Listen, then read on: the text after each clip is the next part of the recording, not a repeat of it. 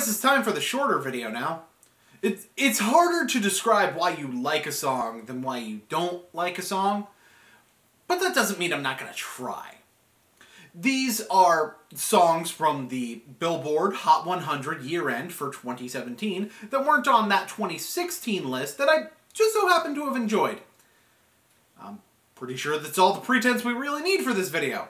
So let's just roll it. Number 10. In my worst list this year, I pointed out the fact that Migos has gotten decent. Quavo's verse on Bad and Bougie is normally my example of just how good these guys can be. But I think I have an even better example now, and honestly, a much more surprising example too. See, as much as I rag on Gucci Mane for some of his less than stellar offerings, I still have to give him credit on the admittedly normally rare occasions when he gets it right. You get the bag and fumble it, I get the bag. It's amazing that a Metro Boomin beat manages to crack my best list on any given year. Because I tend to find these beats a little bit too basic, but clearly the beat is not the star of this song. That hook from Quavo is an earworm in all of the right ways. And Gucci has one really good verse in this, with the type of bragging that honestly you don't see a whole lot of rappers do, and very few would be able to do at that. Jay-Z couldn't even co-sign for me. I do what I want cause I'm signed to me. Yeah, I don't know about you, but I feel like bragging about the fact that you are fully in control of your own music is the type of bragging that covers, well, just about everything that you should be bragging about in a rap song. He also does a good job of really flowing between subject matter. In some cases, almost explaining why he's moving to something else as he does it. It's very impressive the way that sort of the subjects tend to flow together. This is a really good brag verse. I mean, I really did like Takeoff's verse, and I see why people called him, why some people at the very least, call him the best member of Migos, but I was impressed by Gucci in ways that I was not expecting, and this could be one of my favorite brag rap verses of all time. There's one problem that really keeps this from being higher, other than the fact that the beat's a bit too basic for me. I'm fascinated. Two bitches so fine that I masturbated. They were so hot that you jerked off instead of having sex with them. What is it with this year and masturbation?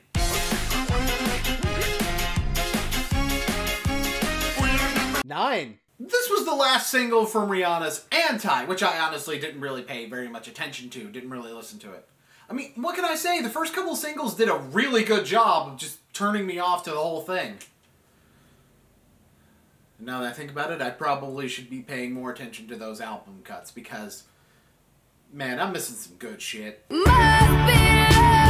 This is some outright proof that Rihanna's still got oceans of talent as a singer. Because she so thoroughly uses her range on this song that it would make Alicia Keys blush. Actually, now that I think about it, this kind of sounds like an Alicia Keys song. And like a good Alicia Keys song, not like this girl is on fire. Shitty Hunger Games pandering. This is also reminiscent of her song with Kanye and Paul McCartney. With the more bluesy, old school rock kind of tone. I love it. This and Russian Roulette are the types of songs from Rihanna that I really enjoy and that keep me getting excited when Rihanna releases new music. So yeah, less trap, more soul. Thanks.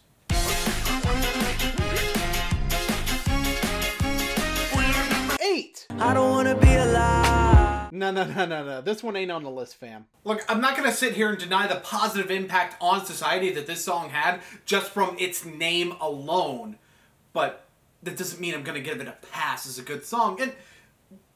And don't get me wrong there either. It's not like I'm saying this song is outright bad. It's a decent song, but if I had to cite one thing that really, really ruins this song for me, it'd be this. Who can relate? Yeah, celebratory cheering about suicidal thoughts is appropriate. Especially this year, all things considered.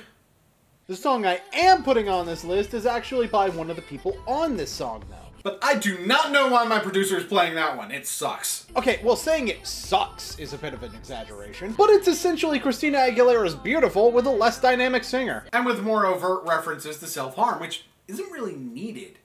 Outright telling somebody to not hurt themselves doesn't really work all that well either. A much better way to handle a situation like this is to just be there for them and help them relax, help them potentially calm down if they need to, or, you know, lift them back up. You know, so a better choice of a song would be a relaxing song that's about closeness. So won't you send me? Yeah, this song has nothing to do with suicide. But that's kind of the point. It's like telling somebody to not think about a pink rhino. You just thought about a pink rhino, didn't you? That's exactly what I'm talking about. I vibe to this song all the time, and although I don't really like Young, Dumb, and Broke nearly as much, I look forward to hearing more from this guy. Say, didn't he have a feature on the new Calvin Harris album?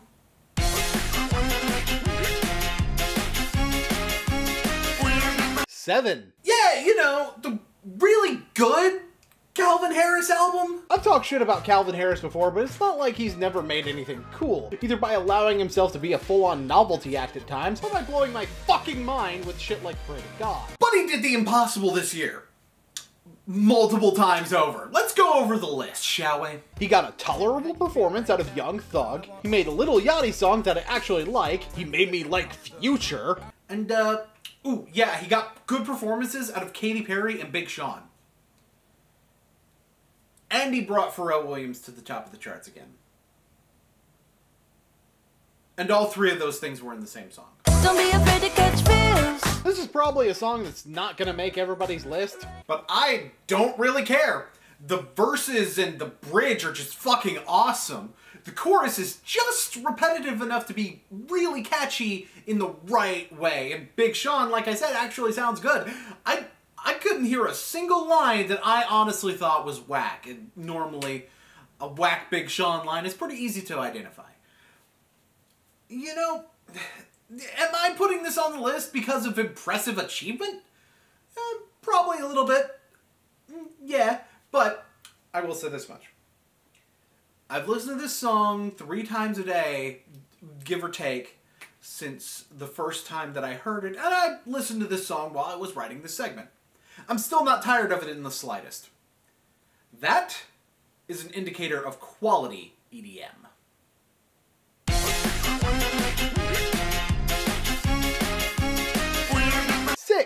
So last year I put Post Malone on my worst of the year list, and I stand by that. His voice is pretty grating on Congratulations, too. But you know what? I'm starting to think that the style he was going for might be part of the problem. It sounds like he's trying to come across as smooth, but even with the auto-tune, his voice has a certain coarseness to it. Maybe if he, I don't know, relaxed a little and maybe turned down the auto-tune just a step or two, we might have something here. I've been fucking hoes and popping pillies. This is a song that I honestly feel like I'm supposed to despise. But I just can't, man. Post Malone is clearly getting more used to his singing voice, and it seems like the production crew kind of took my advice before I gave it. Turn the auto-tune down a little bit, and, you know, just let Post Malone relax, ease up a bit.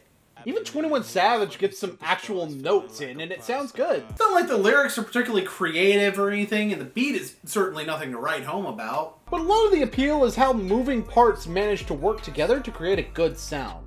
I mean, just listen to this. Not even the lyrics themselves, just listen to the way that this sounds. Cocaine on the table, liquor porn, don't give a damn. Okay, do you hear that little warble in some of those notes?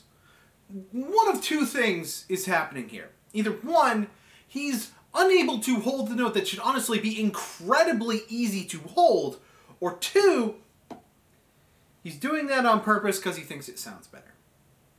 And I have tried it both ways, and it does sound a little bit better with the warble there. I actually have purposely put a warble on my voice, put some imperfection in my voice just because it sounds a little bit better that way, simply because of, you know, what I'm going for with the song.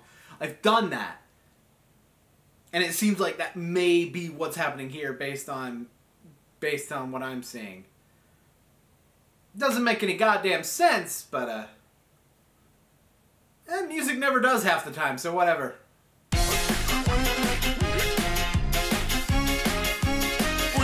Five. I'm not even gonna pussyfoot around with this one.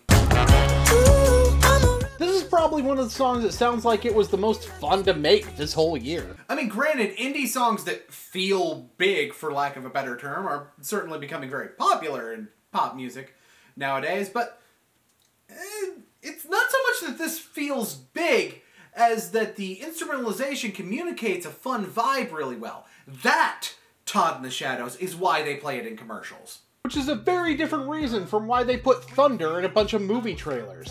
Not that any of this matters, because you should not be judging songs based on where you first heard them, Todd in the Shadows. Oh, and, to answer your question about what this song is about, it is clearly about a desire for rebellion that is being held back by your responsibility. Specifically, in the case of this song, the responsibility of raising a child. It helps to actually listen to the song. I turned this whole thing into a dig on Todd in the Shadows, didn't I? Oh.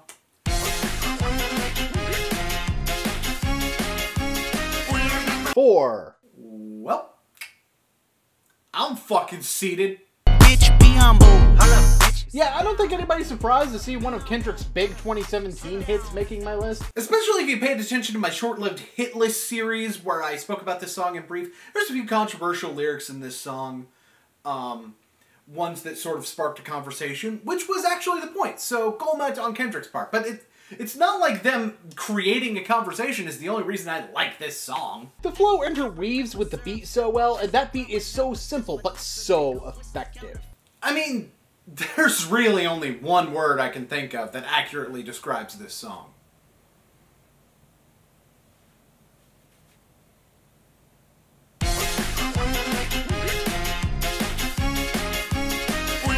Three. You know, in 2017, we've seen a new trend in memes. Okay, yeah, sure, most memes typically involve laughing at something.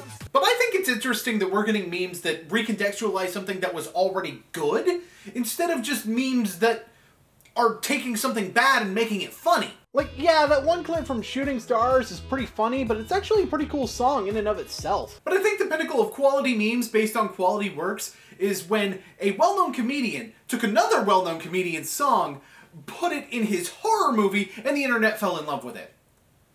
Okay, when I describe it like that, it sounds really cringeworthy. You know, I'm sure that plenty of people are probably actually making fun of this. But, I mean, at the same time, it's a song worth liking unironically.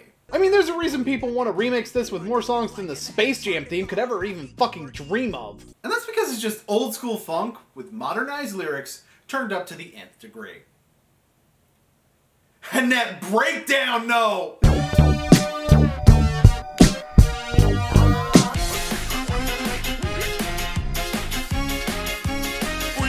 Two. Oh, Boone hasn't mentioned The Weeknd yet. When's he gonna talk about The Weeknd? We all know he's got a hard-on for The Weeknd. Yeah. Let me guess. You can feel it coming, right?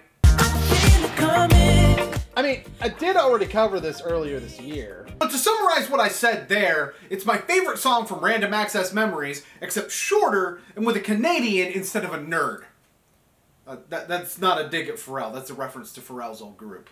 This song is a lot of the funk notes that I was talking about with Redbone. With the difference being content. Redbone's more so about being on your guard in the hood, which actually does make it fitting for a horror movie. Well, this song is about, well, what you would expect a funk song to actually be about. Sex.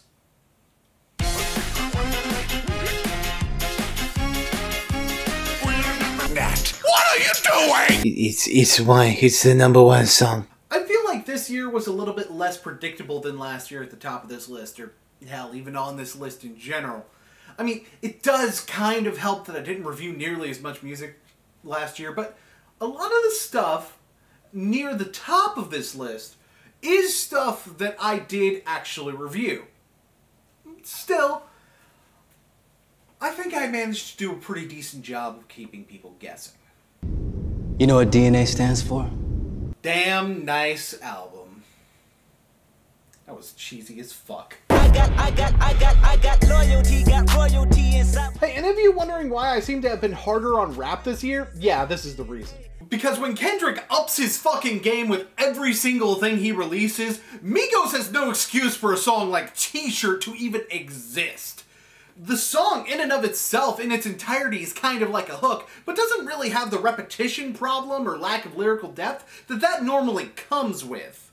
There's also the switch up at the second half of the song. And the transition is probably one of the best mid-song beat transitions I've ever heard. Okay, that's a really specific thing to point out, but still, 2 fire beats, plenty of fire bars, and those bars both manage to reflect Kendrick's introspective feel on this particular album, and on top of that, have some sweet braggadocious shit in there.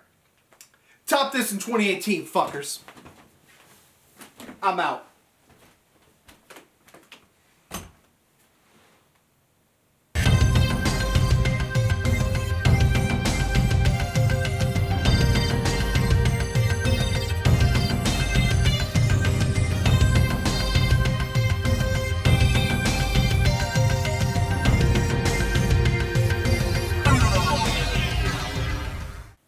Still standing over here at the door, by the way. I didn't actually go anywhere.